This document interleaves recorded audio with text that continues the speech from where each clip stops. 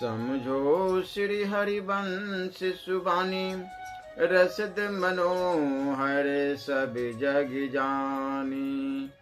कोमल मधुर ललित पद श्रेणी, रसिकन को जो परम सुख देनी। श्री हरिवंश नाम उचारा, नीति बिहार रस कहो अपारा। श्री वृंदावन भूमि बखानो, श्री हरिवंश कहते जानो। श्री हरिवंश गिरा रस सुधी, कछु नहीं कहो आपन बोधि। श्री हरिवंश कृपा मति पाओ, तब रसिकन को गाई सुनाओ। श्री हरिवंश जो श्री मुख भाखी, शोभन भूमि चित में राखी। हो लघुमती नहीं लहो परमाना, जानत श्री हरिवंश सुजाना। नौ पल्लव फल फूल अनंता, सदा रहते ऋतु शरद बसंता। श्री वृंदावन सुंदरताई, श्री हरिवंश नित प्रति गाई। श्री राधा वल्लभ लाल की जय। अब विवेकी के लिए शास्त्र भार स्वरूप प्रतीत होता है, रागी को ज्ञान भार है, अशांत लोगों को मन भार है और अनात्मदर्शी को शरीर भार है। इसी आशय का एक श्लोक है। जैसे शुद्धि 6 प्रकार की होती है, उसका विवरण इस प्रकार है। मन की शुद्धि, मन को विषय भोग के पदार्थों से पृथक करके सत्य चिंतन करने से होती है।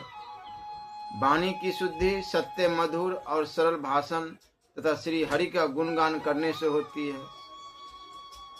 अन्न शुद्धि साधु के लिए भिक्षान तथा गृहस्थ के लिए शुद्ध जीविका होने पर होती है। हस्त शुद्धि प्रकृति न लेने तथा हाथों से शुभ कर्म करने पर होती है। कच्छ शुद्धि वीर्य की रक्षा करने तथा शुद्ध ब्रह्मचर्य में जीवन बिताने से होती है।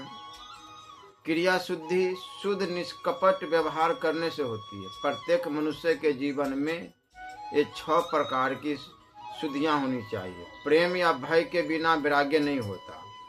भय इस बात का होना चाहिए कि ये सब वस्तुएं भगवान की है, अतः इन्हें भोगने का मुझे अधिकार नहीं।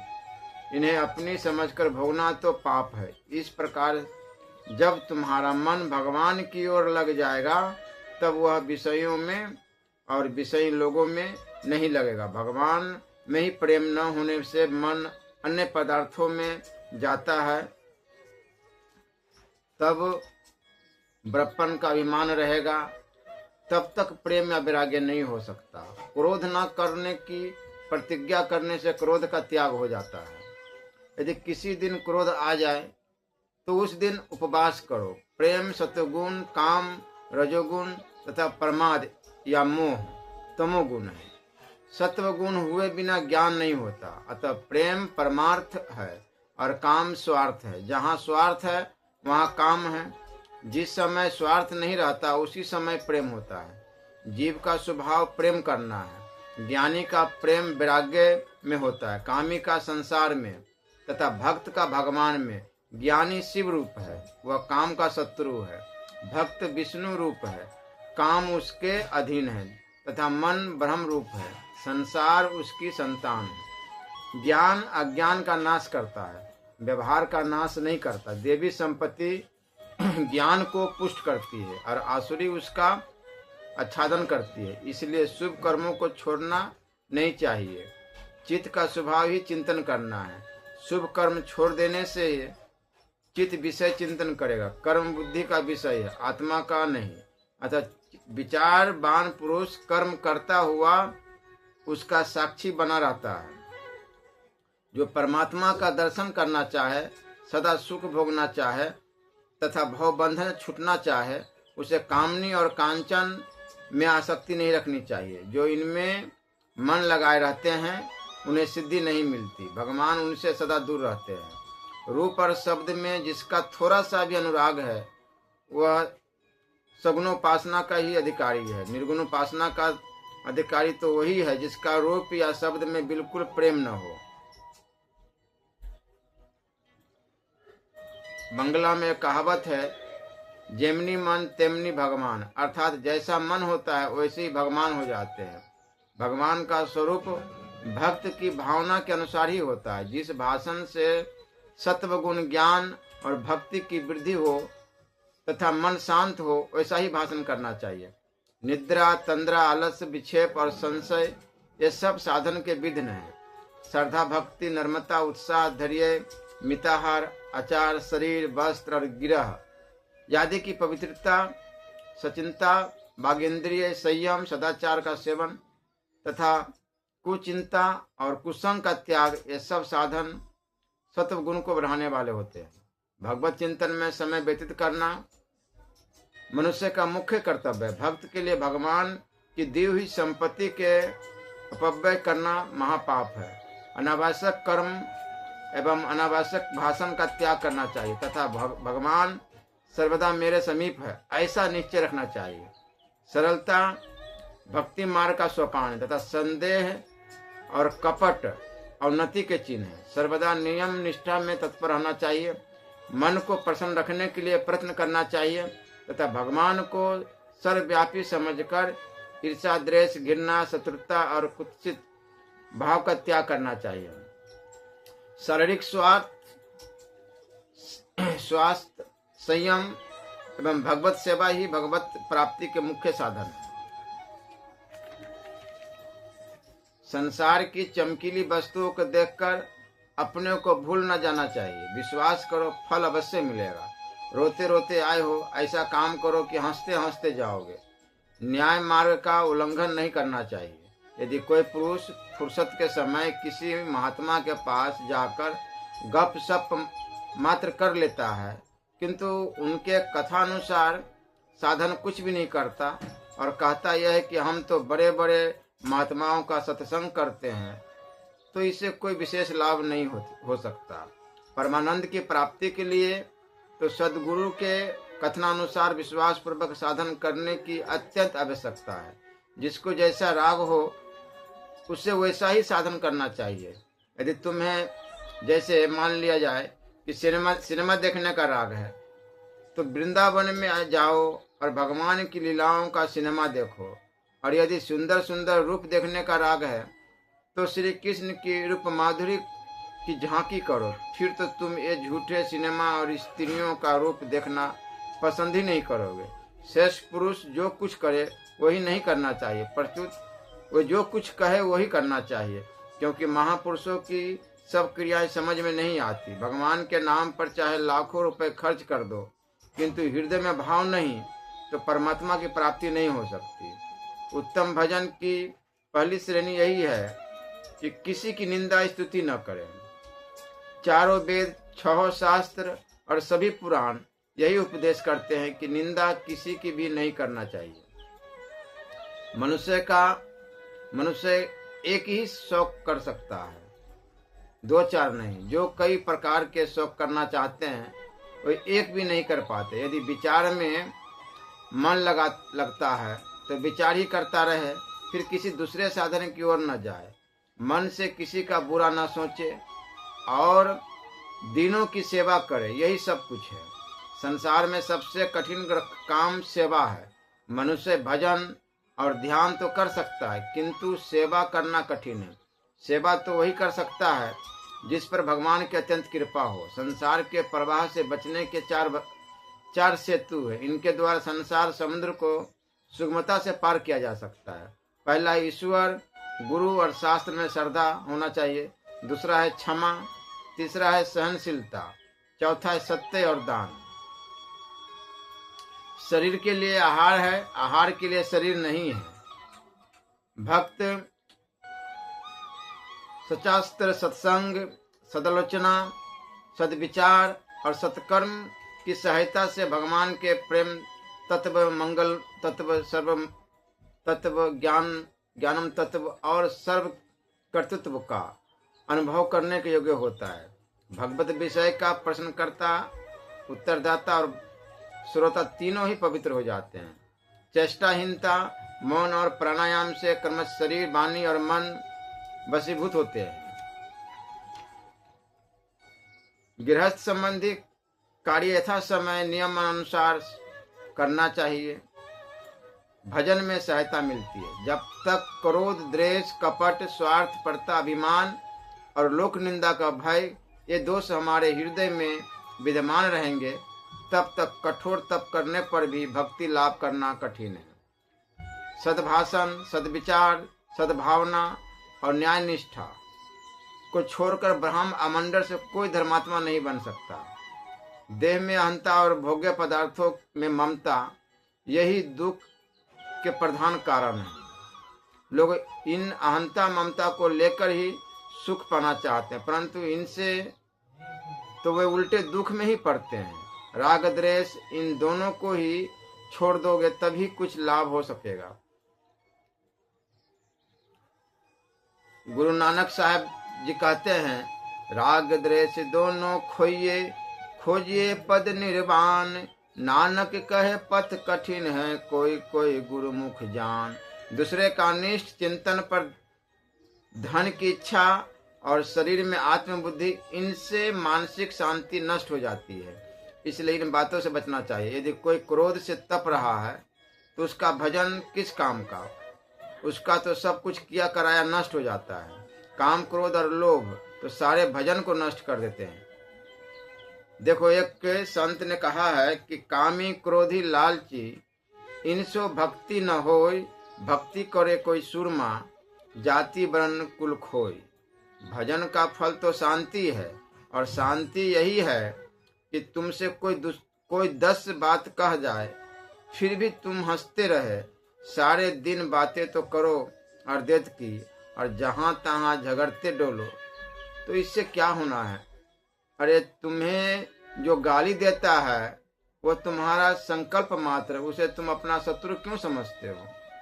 कुसंगी और सत्संगी एक से नहीं होते। जो काम क्रोध के अधीन है और दूसरों से झगड़ा करता है वह कुसंगी है, और जो सबकी सह लेता है वह सत्संगी है। सहनशीलता ही साधक के लिए सबसे पहला साधन है। हमारा भावी जीवन बहुत कुछ हमारी भावनाओं के अधीन है। हमारी जैसी भावना होगी वैसे ही हम बन जाएंगे। यदि हम नीच भावनाएं रखेंगे तो नीचे से नीच हो जाएंगे, और यदि ऊंच भावनाएं रखेंगे तो ऊंचे से ऊंचे चढ़ जाएंगे। इसलिए यथासंभव उच्च और शुभ भावनाओं का पोषण करना चाहिए। अच्छे साधकों से भी मिथ्या भाषण और व्यर्थ भाषण आदि कई प्रकार के वाणी दोष बन जाते हैं। इनसे बचने के लिए मौन से बड़ी सहायता मिलती है। किंतु जो लोग केवल दिखावे के लिए मौन रहते हैं, उनका मौन तो एक ढोंग ही है। साधन तो अपने लिए ही होना चाहिए, तभी उससे लाभ होता है। रसा स्वाद का लाभ रखकर भोजन करने से तमोगुण बढ़ता है, तथा रस इंद्रिय वशीभूत न होने पर अन्य इंद्रिय भी बस में नहीं होती है। संध्या के समय कभी भी भोजन नहीं करना चाहिए। भोजन के समय भाषण नहीं करना चाहिए।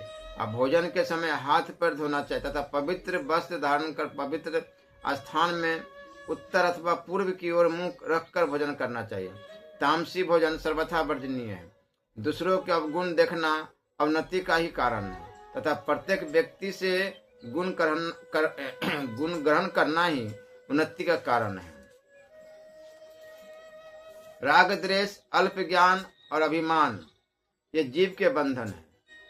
कुचिंता, कुप्रकृति और कुसंग अवनति है, तथा सचिंता, सत्प्रवृत्ति और सत्संग उन्नति का ही उपाय है। विश्वास ही फल और लाभ का उपाय है। देवता, वेद, गुरु, मंत्र, तीर्थ, औषधि और महात्मा ये सब श्रद्धा से फल देते हैं, तर्क से नहीं। अनेक विघ्न होने पर भी जो धीर कर्तव्य से चलायमान नहीं होता, वही भगवान का कृपा पात्र है। दया, तितिक्षा, संयम, वैराग्य अमानित्व, अधमल, अध्य व्यवसाय और व्यभिचारिणी भक्ति, ये सब उन्नति के लिए आवश्यक है। अधिक भाषण करना मिथ्यावादी का चिन्ह है।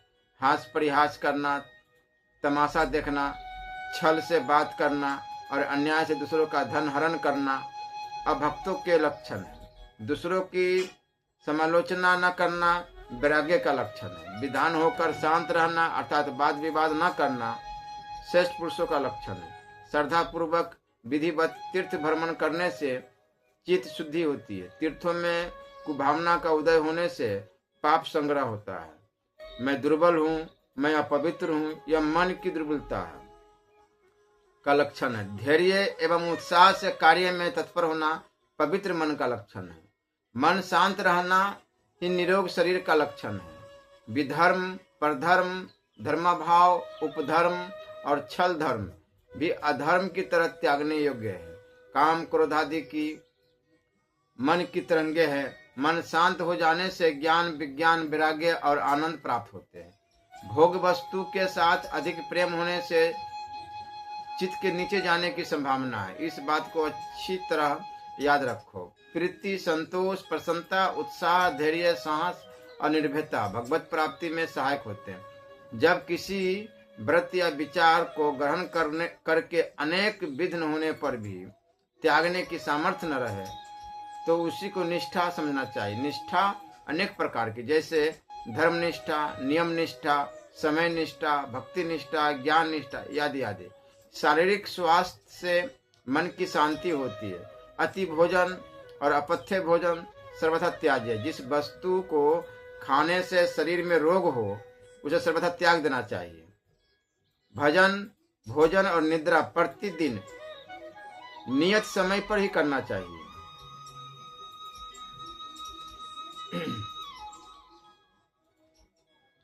बिछौना, ओढ़ना और वासस्थान परिष्कृत रखने चाहिए, किंतु विलासिता से सर्वथा दूर रहना चाहिए। शिष्टाचार को कभी नहीं छोड़ना चाहिए। हाँ, पर निंदा का अवश्य त्याग करना चाहिए। आलस सबसे अधिक विघ्न कारक है। आलस से शरीर और मन दोनों ही दुर्बल होते हैं। जिस समय विघ्न उपस्थित हो उस समय सरल भाव से भगवान की प्रार्थना करना चाहिए।